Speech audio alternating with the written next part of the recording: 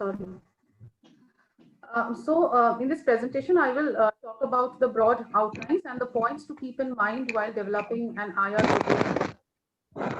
Although there are certain elements that are common across various types of research proposals, some aspects are important for IR proposals, basically to address the barriers to optimizing the effectiveness of a given health intervention, policy, or strategy that form the basis of an IR problem. So in general, the proposal structure is similar for all research. It describes the proposed research, why it is being conducted, the research design, and the expected impact.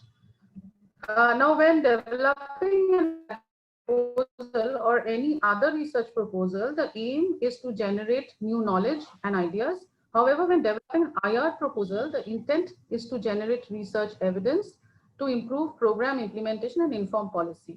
So what is different? So in particular, IR proposals differ from those used in other types of research in relation to the origin of the research problem, which you know by now. The problem originates from the health system, involvement of the end users of the outcomes of the research all through the research process. Their views, opinions, preferences, and choices are of utmost importance. Now, why is it different? These differences arise from the need for the interventions resulting from IR proposal to IR to help better inform health care service quality improvement efforts and to facilitate uptake of research results and outcomes by end users. And how is it different? So in general, implementation research projects generate knowledge, so it can be applied across settings and contexts, that is, it is adaptable, engage multiple stakeholders, multiple sectors, including epidemiology, social science, anthropology, communication science, and health economics, and it contributes to development of policy recommendations and practical solutions. Now, the IR framing process, this is nothing new, but maybe I thought it would be useful to recap. So in the next two slides, I will show how the components of IR proposal are structured to respond to a series of questions that the research process aims to answer. So this is a general structure that can be adapted to fit the priorities of different users. At the same time, recognizing that not all sections will be used in every proposal. So the framing process is organized under three sections: the questions you must ask, what steps you will take to answer each question, and the important elements of each step. So the first question, what is the problem and why should it be studied? But the steps you need to take here are selection, analysis, and statement of the research problem. And the elements include problem identification, prioritizing the problem, analysis, and justification. Second question, what information is available? For this, you need to do literature review. So the elements, literature, and any other available information or evidence. Third, why do we want to carry out this research? What do we hope to achieve? So for this, we need to formulate the research objectives, and the research objectives will be general and specific objectives, and of course the hypothesis. What additional data do we need to meet our research objectives, and how are we going to collect this information? So here comes the research methodology, and the elements are the variables, the type of study, data collection techniques, sampling, plan for data collection, plan for data processing and analysis, ethical consideration, and pre-test or pilot test. Who will do what and when? For this, we need the work plan, the human resource, and the timetable. What resources do we need to carry out the study, and what resources do we already have? And the important part, the budget, which will include the material support and equipment and the money. And how will the project be administered? How will the utilization of the results be ensured? For this, we need to plan the project administration and the utilization of results. The elements include the administration, monitoring, identification of the potential users. And finally, how will we present our proposal to relevant authorities, community, and the funding agencies, for which we need to have a project summary, the briefing sessions, and lobbying.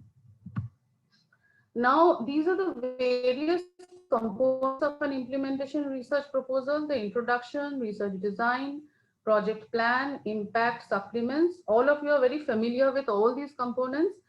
Just to mention impact, so in impact, monitoring and evaluation, capacity building and dissemination are important for implementation research. So since all of you know about it, I will just pick up a few salient points that are important for implementation research proposal. So first, the title. So there are 4 components to a good title. The title of the implementation research proposal should describe the study, be concise, and inform the readers what the research is about.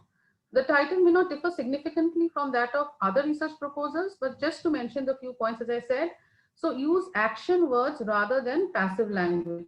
For example, identifying, increasing access, exploring, rather than, impact of a particular intervention on a particular outcome. Second, it would be good to include the word implementation research and intervention themes in the title. Third, the specific target population should be included in the title, such as adolescents, under 5 children. And fourth, it is important to refer to the geographic location of the proposed study. I've given 2 examples here.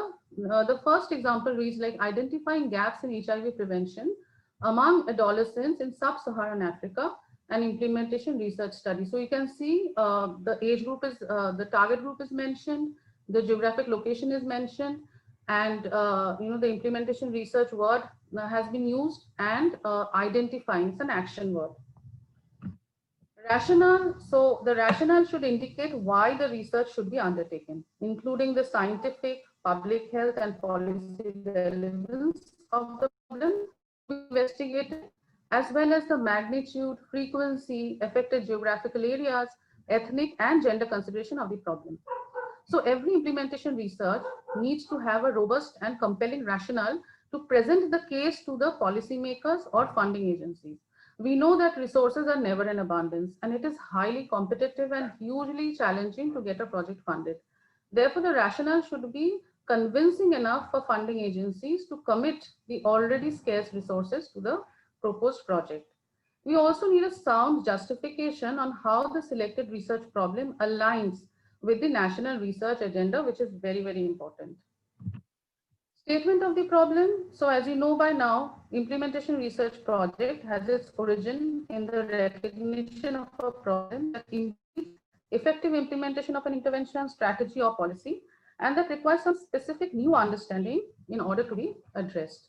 Now, before going on to the problem statement, you need to ask few questions. First, is there a perceived difference or discrepancy between the situation that exists and the ideal or planned situation?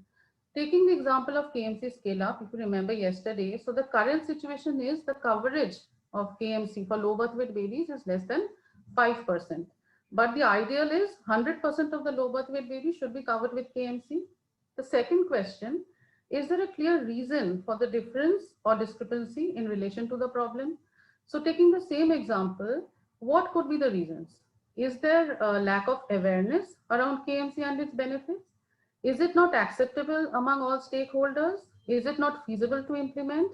Or are there other competing interests, as I said yesterday, incubators? Third question, is there more than one possible answer or solution to the problem? And finally, do the current program implementers or policymakers identify the problem as a priority? Therefore, strategic positioning of the problem is extremely important. So we need to ensure that the problem is legitimate, is in need of research, and worthy of funding. So the problem should be positioned in such a way that it enables researchers and stakeholders to critically evaluate the existing knowledge, pool this knowledge, and identify the gaps that the implementation research project should fill. Not only the problem should need to be clarified, but the possible factors that contribute to the problem should also be reflected, of course, if we know about these. And finally, the problem statement should facilitate decisions concerning the focus and the scope of implementation research. Now, the term statement of a problem may be misleading, as it usually comprises of a self-contained paragraph rather than a single statement. So here is an example of a problem statement. I will read it out to you. So in District Y, with a population of 145,000, sanitary conditions are poor. That is 5% of the households have toilets. And diseases connected with poor sanitation, such as hepatitis and worm infestations, are very common. The Department of Health has initiated a sanitary project that aims to increase the percentage of households with toilets by 15% every year. The project provides materials and the population is expected to provide labor. 2 years after the program began, less than half of the target was reached. So as you can see from here, the problem statement identifies the key concept, provides a brief background, highlights the unit, that is the household and in district Y and the population, and the problem, that is in spite of providing the materials, after 2 years, less than half of the target population was reached.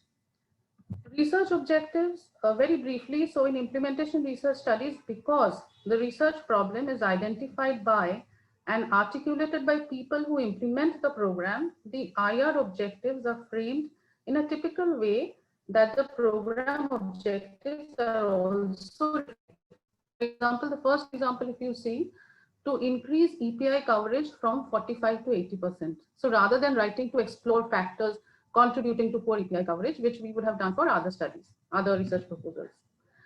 So in all cases, we need to make sure that the research objectives stated for the study are SMART, that is specific, measurable, achievable, realistic, and time-bound. Additionally, we also need to consider whether the research is relevant, new or innovative, urgent, politically acceptable, and ethical, which I will elaborate in the next slide.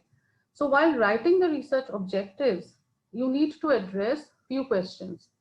First, is the research realistic? So we know that implementation research is complex and addresses many complex issues. So the description should be succinct yet adequate, putting across the complexity of the proposed research. So you need to ask yourself whether the resources are adequate to do the research. You should also ability of conducting and reporting the findings, preferably in about 12 to 36 months. Second, is the research timely? So here you should provide a rationale for why the research is timely and convince readers of the urgency for the research in this area in order to generate information or solutions to problems affecting a specific community. Third, how is the research relevant? Now here you need to describe how large or widespread the problem is, and also who is affected and who considers it to be a problem. Refer to the potential for the disease or condition to spread or increase if not treated, the potential burden to the health system, and existing or potential economic impacts of the problem on the target population. So also, the additional points which we need to consider is the research new or innovative. So here we need to highlight the fact that the research will add value by doing something new or extend or improve upon something that is already in existence.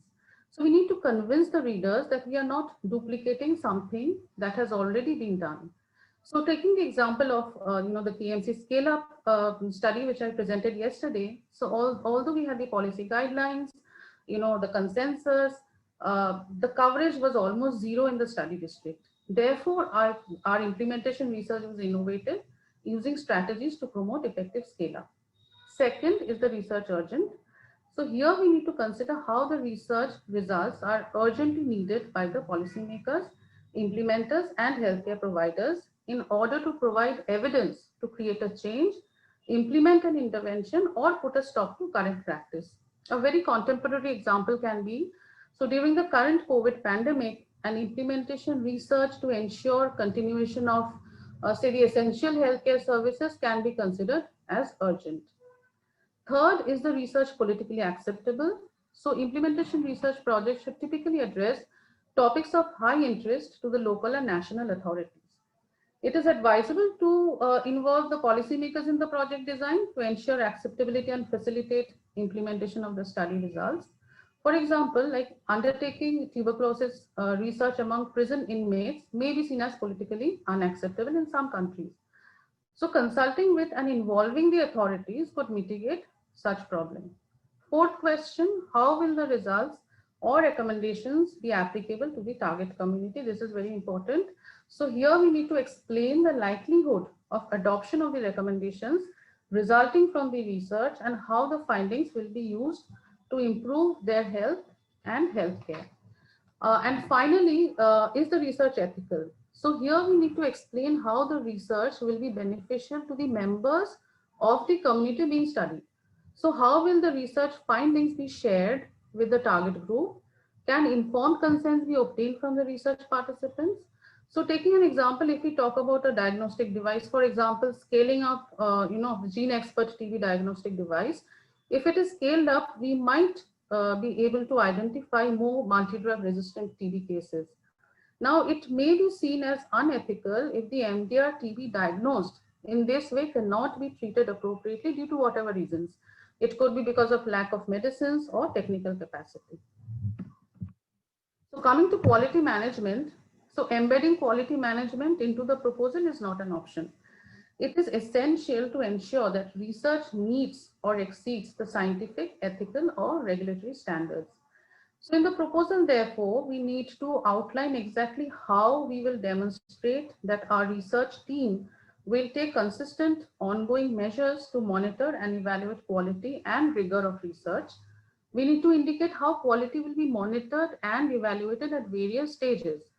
So these are some of the activities that can be integrated into the IR proposal to help manage quality. For example, protocol review and approval, standard operating procedures, validation of research instruments, project team training, quality control and monitoring, evaluation of services provided, evaluation of the performance of service providers, and review of report. Now coming to capacity building, this is one of the impact components which I had mentioned earlier. So the proposal should include a section on capacity building and state how the project can help improve the research capacity of national and local institutions involved via training, mentorship, or any other mechanisms, and how the project can help increase capacity for using research evidence for policy or decision making by key stakeholders such as government officials involved in the project. And finally, the dissemination plan. So the dissemination plan should include intended publications, newsletters, workshops, radio broadcasts, presentations, printed handouts, slideshows, training programs, etc. We should be able to identify the key stakeholders, the target audience, and their needs. We should involve the stakeholders throughout the process, and the messages may need to be tailored accordingly because the stakeholder groups may vary by their familiarity with the research terminologies and preferences on the way they receive the information. So, these are some of the sections from the KMC scale-up proposal, which I felt I should share because it's important to include these. As Dr. Jose mentioned yesterday in his presentation, making the model explicit in the proposal is very helpful. So this is the iterative process of model optimization, which we had included in our proposal. So this figure also shows the conceptual framework which was included in our proposal. So this is a very compact, self-explanatory figure that summarizes the 3 phases of the IR study, the activities proposed to be conducted in each phase, and the outcomes of each phase. Now, sometimes, the reviewers may not be able to read the entire description. So such figures are very helpful to provide a quick and brief description. So this is just to show you how lengthy information can be presented in a compact, condensed, and crisp format. Now, this is another table that we have used in the same proposal, describing the roles and responsibilities of the various research teams, as well as the government partners in one table. And this is during each phase of the study. This is again to show you that such tables summarizing a whole lot of information provide an overview and clarity at a glance, and then one can read the detailed information. Now, finally, coming to what reviewers look for, significance and impact, both of these are very important for any proposal for that matter. And for research proposals, the idea should be exciting, ideas that they can understand. So, we should not always assume that the reviewers are familiar with or they have adequate knowledge of the subject. And we should not be overly ambitious. The aims and timelines need to be realistic. And if an information is widely known, it is advisable to stay brief with it. It is important to know the limitations of the study. And finally, the proposal should be clean, well written with a justifiable budget. Now, just to mention, I have used these 2 references. So because the presentation, the time was very short, I have given, if you want to read in greater details, you can refer to these documents. Thank you.